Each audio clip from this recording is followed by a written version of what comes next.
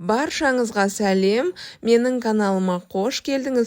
Бүгін сіздерге ерекше нағыз қазақтың ұлттық тағамы тары талқаннан жасалатын чизкейктің рецептісін ұсынамын.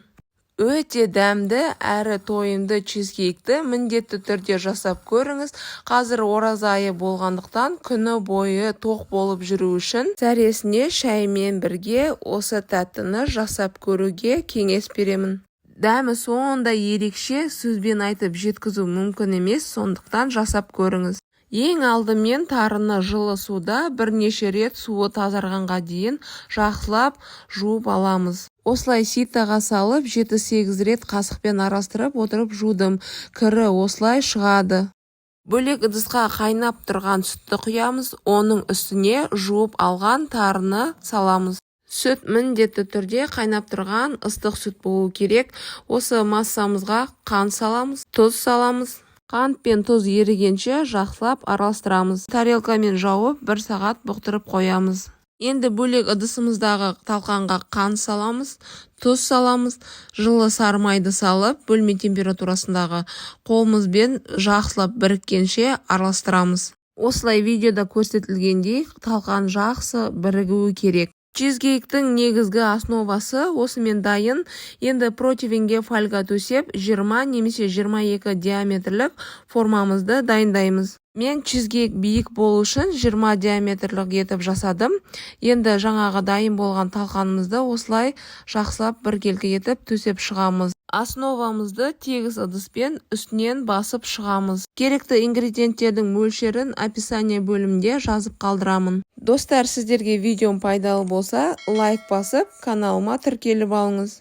Енді салмасын дайындаймыз. Ол үшін бізге қант, жұмыртқа, творог салқын, мендегі GSL талдырған творогы және салқын сливки, жүгері крахмалы, творожный сыр. Ең алдымен блендеріміздің ыдысына творог пен қантты салып, жақсы біркелкі масса болғанға дейін езіп аламыз. Менде блендер үлкен болғандықтан барлығын осы ыдыста араластырдым. Сіздер тек творогты езіп алған соң жай миксермен араластыруға болады. Осы езілген массамыздың үстіне творожный сырды салып, тағы да жақсылап араластырамыз.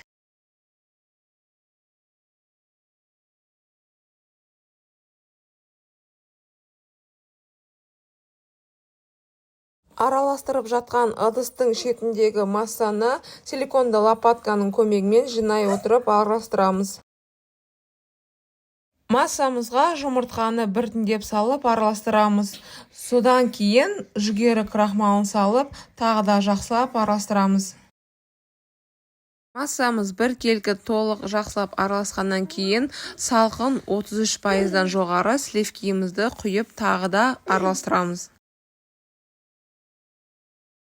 Мінекей, осымен біздің салмамыз дайын. Осындай қоймалжың сұйық масса болып шығады. Енді осы массаға бағана сүтке жібітіп қойған тарымызды сүттен сүзіп алып, осы массаға қосамыз. Қасықпен жақсылап біркелкі болғанша араластырып аламыз. Дайындап қойған основамызға, яғни формаға құйып, қызып тұрған пеште 140-150 градуста 45-50 минут пісіреміз. Мен конвекциясыз верх-низ режимінде 50 минут пісіріп алдым. Видеоны соңына дейін көрген болсаңыз, лайк басып, каналға тіркеліп, міндетті түрде комментарий қалдырып кетіңіз. Мінекей, осымен біздің тары чизкейкіміз дайын болды. Ортасы осылай кішкене сәл суфле тәрізді былқылдақ болады, қозғап көрген кезде. Бөлме температурасында толықтай суытып, бір түнге холодильникке салып қойдым. Енді осылай пышақтың көмегімен жүргізіп отырып, формадан босататын боламын. Формадан ешқандай қиындықсыз оңай босатылады. Қараңыздаршы, сап-сары, сондай әдемі чизкейк болып шықты. Сары болғаны мен үйдің жұмыртқасын пайдаланған болатынмын. Осымен біздің қазақша тары чизкейкіміз дайын. Міндетті түрде жасап көріңіз. Сізге ұнайтынына толықтай сенімдімін. Сіздермен бірге болған Ұлданай. Келесі видеода кездескенше сау болыңыздар.